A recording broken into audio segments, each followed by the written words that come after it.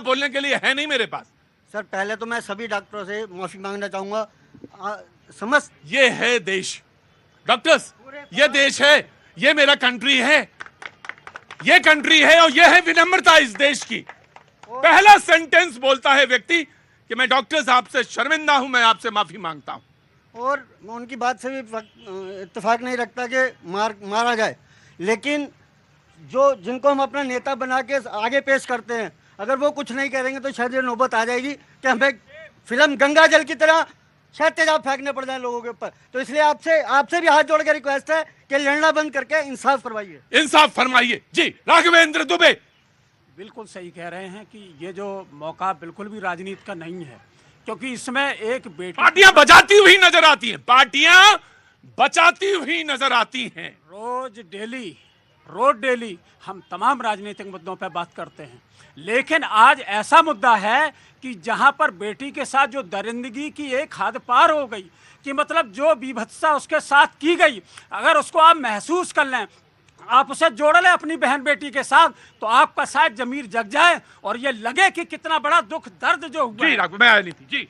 बहुत अच्छी बात कही। मैं तो चाहता हूं कि आपका वक्तव्य सारे लोग टीवी से सुने और उन लोगों की जमीर जग जाए जो ऐसे दरिद्रों का हौसला बढ़ाते हैं। पॉइंट 1। दूसरा, मैं भी इनसे माफी मांगता हूं क्योंकि सत्ता में केंद्र में हम भी हैं और मैं अपने सरकार से भी डिमांड करता हूं। प्रवक्ता से पहले एक नागरिक हूं, एक भाई हूं, एक बेटा हूं। ये जो झंडा लहर रहा है ना, काश ऐसा कोई कानून आ जाए, बगल में एक और लकड़ी खड़ी हो जाए, सरेआम फांसी दे दो, पूरा देश देखे, यही टेलीकास्ट करे कानून के तहत। मैं भी ऐसी डिमांड करता हूं, लेकिन उनका मनोबल तब बढ़ता है सर जब कोई बेटी के साथ बलात्कार होता है और उस बेटी की आत्मा कहती है मां मेरे दर्द से पहले लोग मेरी जाति पूछते हैं, मां मेरे दर्द से पहले मेरी पीड़ा देखने से पहले प्रदेश देखते हैं, मां मैं रोती रहती हूं, वो ये देखते हैं कि इसके मौत को घेरने का मौका मिलता है कि नहीं। जिस दिन ये बंद होगा, जिस दिन आरोप प्रत्यारोप बंद होंगे, उस दिन हम सशक्त भारत बनाएंगे। प्रतीक भाई, मैं ऋषभ के बोले हुए हर एक बात का यहाँ पे समर्थन कर देता हूँ, लेकिन आप बताइए बिल कौन लेकर के आएगा महिला सुरक्षा के ऊपर या बलात्कार? बिल्कुल मैं मान लेता हूं, लेकिन मैं आज आपसे एक सवाल पूछता हूं, संसद के अंदर बैठना कब शुरू करेंगे आप? संसद के अंदर बैठना शुरू करिए, मैं बिल्कुल तैयार हूं। प्रतीक भाई लेकर के आए बिल, और ये उस चीज में भी सुनिश्चित करा जाए कि जितने भी जैसे लोगों पे अगर महिला अपराध के ऊपर जिन लोगों के ऊपर आरोप लगे हैं, उनको कोई भी पॉलिटिकल पार्टी जो है टिकट देके सदन के अंदर नहीं भेजेगी। कराएं चर्चा, करिए चर्चा लेकर के, लेकिन आप पूछा नहीं जाएगा 10 साल के अंदर ये घटनाएं रुक गई क्या हमारा समाज इतना निर्दयी हो गया? जब तक हम महिलाओं का सम्मान करना नहीं सीखेंगे, या हमारे नेता या जो सर्वोच्च पद पे बैठे, आप खड़े हो जाइए, जो सर्वोच्च पदों पर बैठे हुए लोग अगर महिलाओं का सम्मान करना नहीं सीखेंगे, घटनाएं होती रहेंगी और हम जव्वाद साहब बैठिए प्लीज। जव्वाद साहब, वो अपनी बुआ के साथ कन्नौज में, राघवेंद्र जी, कन्नौज में वो अपनी बुआ के साथ नौकरी मांगने गई थी। विश्वास ही तो होगा कि ये नौकरी दे सकते हैं। विश्वास तो तोड़ा। जघन्य अपराध भी ऐसा कि समाज में मैं पूरी बयान नहीं कर पा रहा हूं कि मैं कैसे कहूं, जो हुआ वो बयान कैसे करूं। ये ऐसा अपराध है जो हुआ है। जी ऑफ कोर्स आपका नंबर। मैं सिर्फ ये कहना चाह रहा हूं, आखिर ये अपराध रुकते क्यों नहीं? क्योंकि अपराधियों को डर नहीं है। मैं ये नहीं कहता कानून नहीं है, सफिशिएंट कानून अवेलेबल है, लेकिन कहीं ना कहीं जुडिशरी में झोल डालने वाले पुलिस अधिकारी, उनके साथ के वकील और कहीं ना कहीं सब लोग थोड़ा गुलाबी रसमलाई खाने वाले लोग, अपराधियों को सजा नहीं मिलती।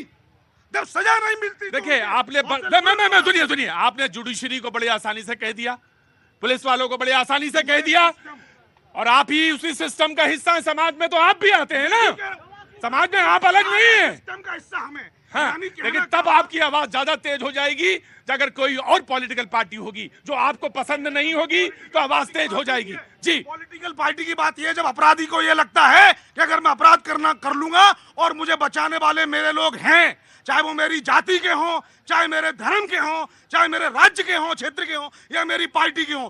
तब ये खतरा बढ़ जाता है, तब महिलाएं ज्यादा सुरक्षित होती हैं, तो अपराधियों को राइट भरोसा हो जाता है। जी स्वाति। अबला जीवन है तुम्हारी यही कहानी, आंचल में है दूध और आंखों में पानी। ये पता नहीं कितने कालों से चला आ रहा है और आज भी यही चरितार्थ है। मैं किसी पार्टी की बात नहीं करूंगी, मैं किसी जो है वो स्टेट की बात नहीं करूंगी, मैं सिर्फ वेस्ट बंगाल की बात करूंगी। कोलकाता लेटेस्ट एनसीआरबी रिपोर्ट के हिसाब से इंडिया का सबसे ज्यादा सुरक्षित शहर है। जो सबसे ज्यादा सुरक्षित शहर है उसकी ये हालत है। एक दिन में नहीं हुई होगी ना। क्यों हुई है समझिएगा। जब शाहजहां केस होता है तो जब आरोपी को बचाने के लिए पूरा राज्य का सिस्टम लग जाता है तो आरोपियों का मनोबल बढ़ता है। फरवरी की घटना है, 13 साल की नाबालिग बच्ची उसी कोलकाता में बलात्कार होता है, उसे कब्र में दफनाया जाता है। परिजनों का आरोप लगता है कि नहीं जी, पोस्टमार्टम गलत है, अधूरी रिपोर्ट है। दोबारा निकाल के कब्र से उसका पोस्टमार्टम होता है, उसके दोनों स्तन काटे हुए मिलते हैं, उसके होठ काटे हुए मिलते हैं, जिसका जिक्र पोस्टमार्टम रिपोर्ट। मेरी आंखें ही बहुत काफी हैं, चुपचाप खड़े रहना। जिसका जिक्र पहले पोस्टमार्टम रिपोर्ट में नहीं होता है, तब आरोपी का मनोबल बढ़ता है। जब ममता बनर्जी को सिर्फ मणिपुर और प्रज्वल रेवन्ना दिखता है, मुझे याद है आज से 6 महीने पहले इसी जगह पे इसी विषय पे हम डिबेट कर रहे थे, और आपको भी याद होगा पश्चिम बंगाल में एक ऐसे ही नाबालिग बच्ची के साथ बलात्कार, आधी जिंदा को तंदूर में झोंक के पका के मार दिया गया था। इसी जगह पे ये बात आपने भी कही थी, ये बात मैंने भी कही थी। राइट ये उधर मैं आ रहा मनोबल बढ़ता है आरोपियों का, और मैं आपका चांस है, जब आप कहेंगी मैं आपके पास आ जाऊंगा। जी जी इसी पे मैं ऐड ऑन करता हूं। इन्होंने कहा कि ये घटना कब घटेगी।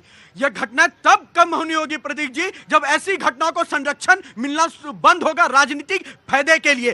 कोई पार्टी खड़े होकर पूछ दे, तुम डीएनए पूछ के बताओ। कोई पार्टी यहां खड़ा होकर पूछ दे, इतनी रिपोर्ट आ रही है बंगाल में, बंगाल जलते रहता है, संदेश खाली होते रहता है, चुप शब्द विपक्ष नहीं बोलता और संरक्षण करते। तब मनोबल, जब एक अपराधी को लगता है कि मैं अपराध करूंगा और ऐसे लोग खड़े हो जाएंगे बचाने के लिए, राजनीतिक मंशा के लिए, तब उनका अपराध होता है। और मणिपुर की घटना मैं राजनीति करने के लिए कह रहा हूँ।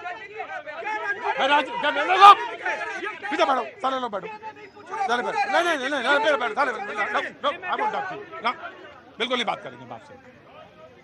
क्या नाम है बेटा? ये सब कहाँ से आना हुआ? मैं दार्जिलिंग। दार्जिलिंग से? हाँ जी।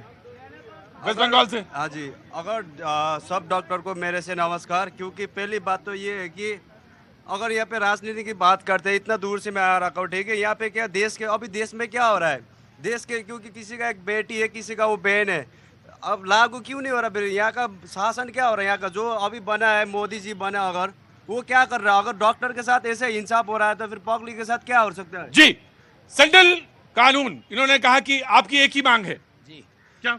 जी, हमारी एक नहीं 6 मांगे हैं, पर सेंट्रल प्रोटेक्शन एक्ट जो कि हमारी सबसे इम्पोर्टेंट मांग है आज की तारीख में डॉक्टर्स के लिए। जी, ये इंश्योर कराता है कि जो डॉक्टर्स का वर्क प्लेस इन्वायरमेंट है वो बिल्कुल सेफ रहे, समृद्ध रहे, और किसी मरीज को भी तकलीफ ना हो और डॉक्टर को भी तकलीफ ना हो। और कड़ी से कड़ी सजा देता है उन लोगों को जो कि डॉक्टर्स पर हमला करते हैं या फिर उन पे अब्यूज करते हैं या किसी भी प्रकार की हानि पहुंचाते हैं अस्पताल को या नर्सेस को। जी हाँ, मैं आ गया, वो जस्ट जी। मैं ये कह रहा हूँ, तो अभी जैसे ऋषभ तिवारी जी कह रहे थे डीएनए की मांग की बात की थी अखिलेश जी ने, कोई इलीगल मांग की, वैसे भी आदेश दिया जाता है डीएनए का।